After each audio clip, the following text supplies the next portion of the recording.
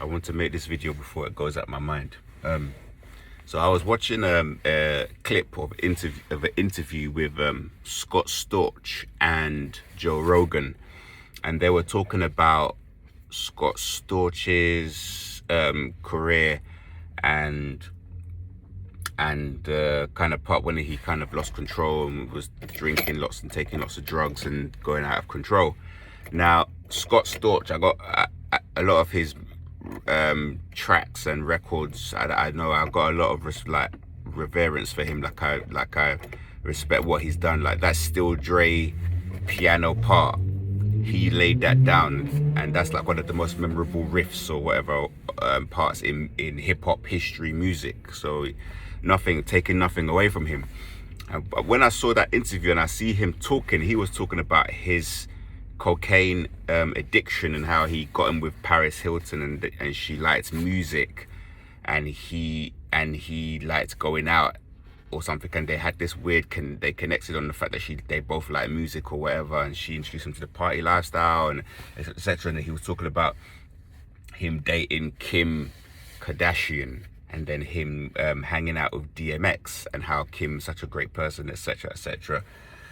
And during this as he's talking, he started talking about, there was a time when DMX was in rehab, and he was phoning him, and he was across the street from the rehab with a nurse, or he was staying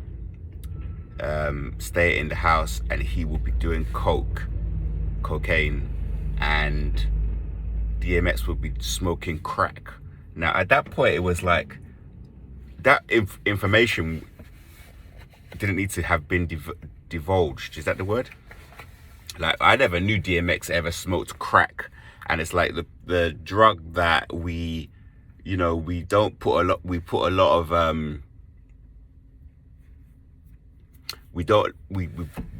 of bad name for that drug, like crack. Apparently, like if you smoke crack, it's like a very strong high, and it's hard to come back from that.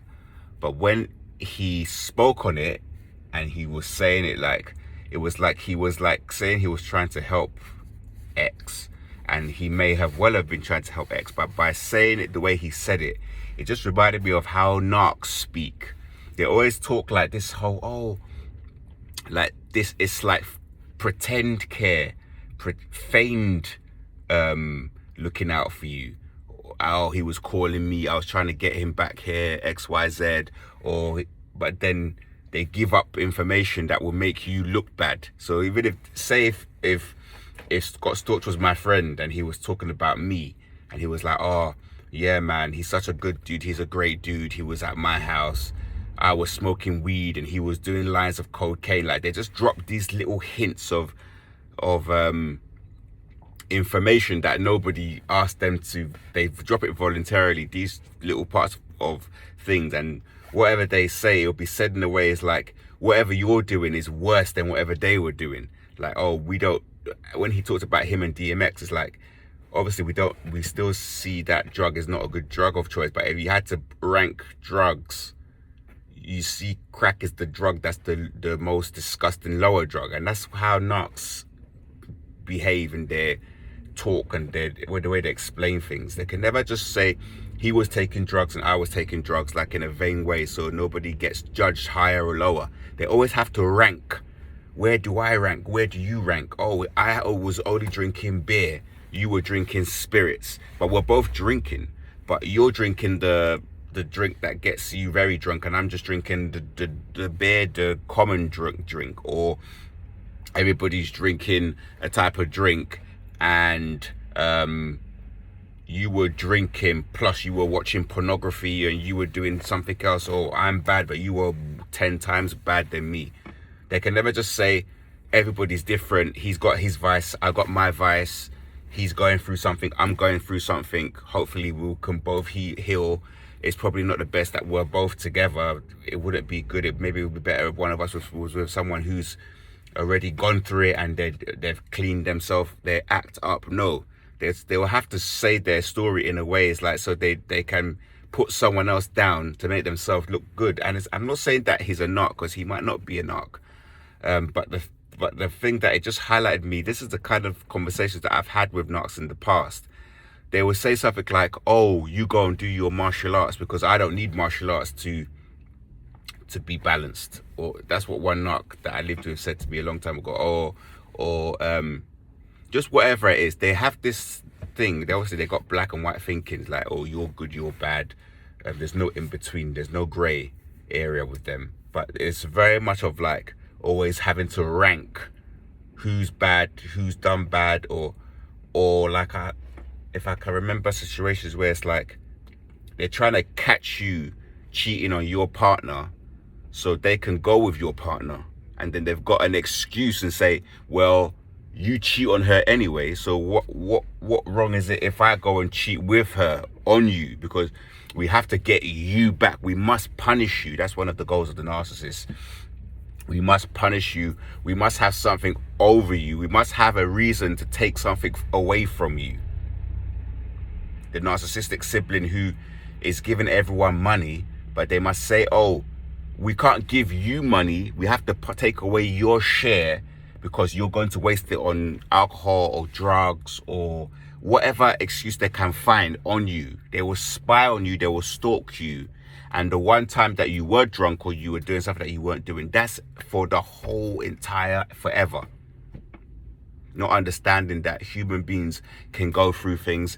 Human beings can make mistakes. There are plenty of empaths and normal people that go out from time to time and do things and take things, and they live very, very normal lives. They have got far in their normal human lives or their careers, maybe from time to time doing certain things, and they're completely fine without these people sticking their noses into your business. The narcissist, the energy vampire, the one that relies on their parent. They're grown up, but they live at home with their parent. They live in the basement at their parents' house. They live with their parent, and they pay for that parent as an excuse to say, well, it's cheaper if I just live with this parent. But what it is that parent is their primary supply source. That parent cooks. That parent makes sure the house is how it's supposed to be. That parent is their emotional punching bag. Or it's the other way around, and the parent is a narcissist, and they have an empath living with them, and the parent uses that empath, and they make them do all the work and make that empath pay and blah blah blah, and the narcissist sort of tells them, go and do this, go and buy a specific type of milk, go and buy a specific type of cleaning product, look after me, oh, woe is me, woe is me. I wanted to drop this video about that video that I saw because it just made, because a lot of these videos we're watching about, I don't idolize celebrities anyway. They have their issues and their addictions and their problems as much as we do, as anybody, and I don't idolize. But when I see these interviews and you see these people talking, they say certain things, and it just makes your certain things prick up in your ear, like, or your hairs stand up on your neck, like, why did you say that? Like, what? Nobody asked you about DMX. Like, I've never knew DMX smoked crack. Like, DMX, one of my favorite artists of all time, and his legacy can never be destroyed. I don't care what he'd have done, whatever drug he took or whatever bad thing that he's ever done, because I can separate the man from the art, and no one's perfect.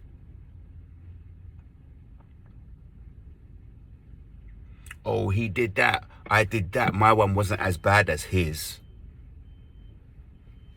And if you look at his history, it was the Roots that took him on tour. It was the Roots that had him come out and meet Jill Scott, and they did You Got Me, etc. Before Erykah Badu took it. He was in the studio with the Roots. Yeah, he was just like a little white boy pianist. And that's like a lot of people. We do a lot of the groundwork. And I'm not saying, like I said, I got a lot of respect for him. But when I heard that little comment there, it just made me just think a little bit like, it just was like a bit of a bad taste. I don't have to catch you with your pants down or making a mistake or doing whatever you do that you might do.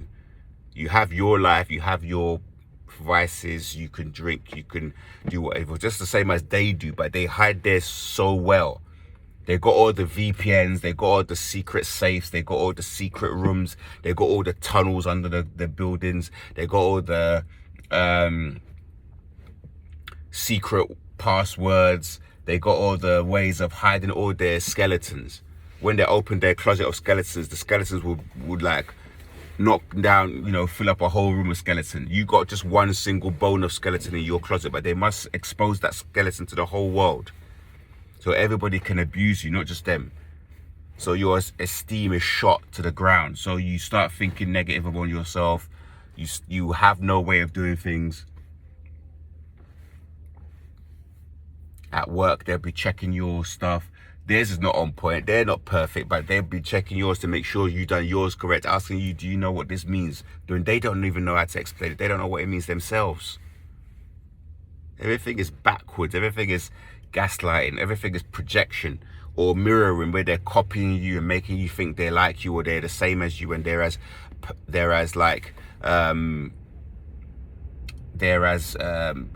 pay as much attention to detail as you do, but they actually don't. They're lazy. They're copycats. Darvo. Deflect and reverse victim and offender roles. That's all they do. Their whole victimhood, oh, woe is me, when they're the ones that are creating havoc. They're the one blame shifting, shame dumping. You go and see someone from your past that you haven't seen for 10 years, and they'll be moving in a certain way to show you that, oh, I don't like you, I don't want to see you right now. Spreading the toxic negative feelings that nobody cares about, no one has thought about for years. Because they can't stop. They just can't, you know, once the narcissistic injury is there or the grudge is there, they won't stop. They've got papers on you. They've got, you know, they own you forever. They can abuse you. They have the right to abuse you forever. That's why you got to remove yourself from these people.